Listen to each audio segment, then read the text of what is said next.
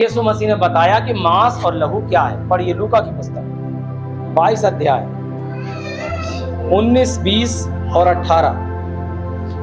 फिर उसने रोटी ली हाँ और धन्यवाद करके तोड़ी और उनको ये कहते हुए ये मेरी देह है हाँ जो तुम्हारे लिए दी जाती है, हाँ मेरे स्मरण के लिए यही किया करो। इसी रीति से उसने भोजन के बाद कटोरा भी ये कहते हुए दिया, कटोरा भी ये कहते हुए दिया, ये कटोरा मेरे स्मरण से जो तुम्हारे लिए बहाया जाता है, नई वाचा है, नई वाचा है। पर देखो मेरे पकड़वाने वाले बस 18 पद। क्योंकि हाँ मैं तुमसे कहता हूँ हाँ जब तक परमेश्वर का राज्य ना आए, जब तक परमेश्वर का राज्य ना आए तब तक मैं दाख का रस तब तक मैं दाख का रस अब से कभी न पीऊं। मैं कभी ना पीऊं। हालेलुया। अब मुझे बताइए, जो लोग पीछे फिर गए थे वो मांस ही खाने कहता था यीशु मसीह, क्या रोटी को मांस कहा? क्या अगर तुम इस रोटी को खाओ तो ये याद करना कि हम उसका मांस खा रहे हैं, और जब तुम ये दाख रस पियो तो ये समझना कि हम उसका लहू पी रहे हैं। यीशु मसीह कोई मांस खिला रहा था, कोई लहू पिला रहा था, कोई ये रिप्रेजेंट करता है कि इस चीज को। हालेलुया। और क्या कहा? जब कभी इसे पियो तो मेरी याद के लिए यही। तो आज शाम को हम उसे याद करने के लिए इस प्याले को पीने जा रहे हैं। याद तो हमेशा करते ही हैं, लेकिन उसने कहा अगर तुम इसे खाते और पीते हो तब मुझे याद करते हो। हालेलुया। इसलिए हमें इसे लेने के लिए, खाने पीने के लिए हम इसे याद करते हैं। हालेलुया। तो ये नई वाचा तो है, जो नई वाचा का लहू है, तो कि पुरानी वाचा भी थी, पुरानी वाचा भी थी। पुरानी वाचा में लहू, भेड़ और बकरों का लहू बहाया जाता और पापों के लिए, पापों की क्षमा के लिए भेड़ और बकरों को कुर्बान किया जाता ताकि हमारे पाप उससे ढप जाएं। क्षमा नहीं होती। समझ रहे हैं? हालेलुया। और किस तरीके से हमारा पूरा,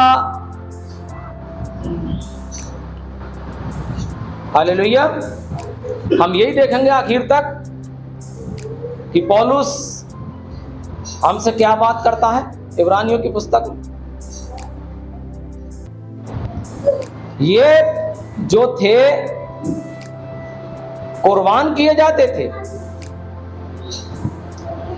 लेकिन परमेश्वर नहीं चाहता था कि लोग केवल पशु ही कुर्बान करें, वो चाहता था अपने आप को ठीक कर लें, जो बलिदान ना चढ़ाया जाए। कहां? मीका की पुस्तक 6 अध्याय उसका 6 पद से 8 पद तक देखिए।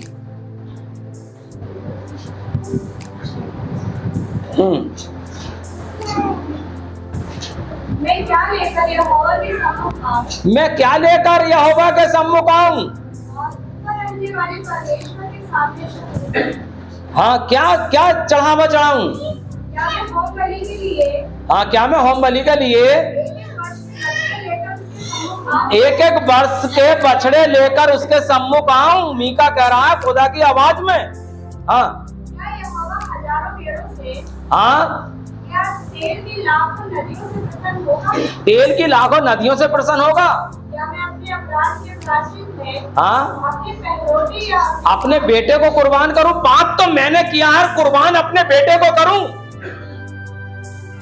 भेड़ और बकरों को कुर्बान करूं? आगे पढ़िए। या अपने पाप के बदले में हाँ, अपनी जन्माए हुए किसी को दूं? हे मनुष्य, वे तुझे बता चुका है, वो तुझे बता चुका है कि अच्छा क्या है, और यहोवा तुझसे इसे छोड़कर क्या चाहता क्या चाहता है। तू न्याय के काम करे, तू न्याय के काम करे, और कृपा से प्रीति रखे, कृपा से प्रीति रखे, और अपने परमेश्वर के साथ नम्रता से चले। नम्रता से चले। वो ये चाहता है कि तू कुर्बानी मत कर। पुराने नियम में बताता चला आ रहा था, जब लोग कुर्बान कर रहे थे उस समय बताता चला आ रहा था, इस काम को मत कर, नम्रता से चल, खुदा के डर में चल, न्याय कर, सच्चाई से रहे। जैसे कि हो से 6 का 6 कहता है, मिल जाएगा, जल्दी पढ़िए। हो से 6 का 6। क्योंकि मैं बलिदान से नहीं, क्योंकि मैं बलिदान से नहीं, स्थिर प्रेम ही से प्रसन्न होता हूँ। और होम बलियों से अधिक ये चाहता हूँ, और होम बलियों से अधिक ये चाहता हूँ कि लोग परमेश्वर का ज्ञान रखें। लो साहब वो ये कहना चाहता कि बलिदान ना चढ़ाएं बल्कि परमेश्वर का ज्ञान रखें। चलिए पढ़िए मरकुस 12 अध्याय का 33 पद।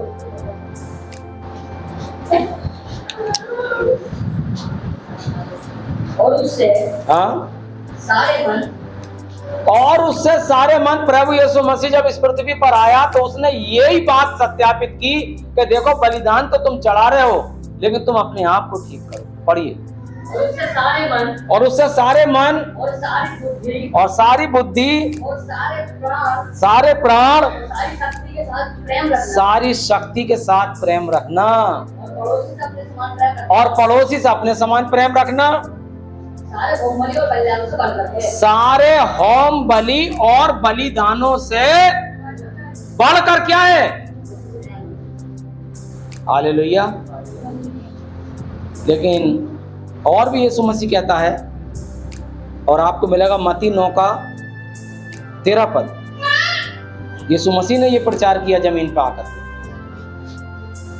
हाँ, इसलिए जाकर इसका अर्थ सीख लो। तुम जाकर इसका अर्थ सीख लो। मैं बलिदान नहीं परंतु दया चाहता हूँ। यीशु मसीह क्या कह रहा है? तुम जाकर इसका अर्थ सीख लो कि मैं बलिदान नहीं बल्कि दया चाहता हूँ। हालेलुया। 12 अध्याय का 7 पद, मत्ती का 12 अध्याय का। यदि तुम इसका अर्थ जानते, यदि तुम इसका अर्थ जानते, मैं दया से प्रसन्न होता हूँ बलिदान से नहीं, और बलिदान से नहीं, तो तुम निर्दोष को किस पे हम रुके रहेंगे और चले? पीछे से बताओ, किसी को याद हो गई हो तो इतनी बात बताइए। एक बार और पढ़ो, याद कराओ। यदि तुम इसका अर्थ जानते, यदि तुम इसका अर्थ जानते, मैं दया से प्रसन्न होता हूँ बलिदान से नहीं, तो तुम निर्दोष को दोषी रखना। बताओ, याद हुई? करो याद। ये तो एक बार में याद हो गई। यदि तुम इसका अर्थ जानते कि मैं बलिदान से नहीं दया से प्रसन्न होता हूं, तो तुम निर्दोषी को दोषी न ठहराओ। कुछ याद हुआ? यीशु मसीह कौन था, दोषी या निर्दोषी? निर्दोषी था। तो वो निर्दोषी को दोषी ठहरा रहे थे। क्यों ठहरा रहे थे? क्योंकि वो बलिदान करना चाहते थे, दया नहीं चाहते थे। उनके दिल और दिमाग में दया और रहम नाम की चीज नहीं थी। इसीलिए उन्होंने निर्दोषी को दोषी ठहरा दिया। इसे क्रूस दो, इसे सलीब पर चढ़ाओ और हमारे लिए बरअब्बा को छोड़ दो। कुछ समझ में आया? क्या समझ में आया? यीशु मसीह ने क्या कहा था? यदि तुम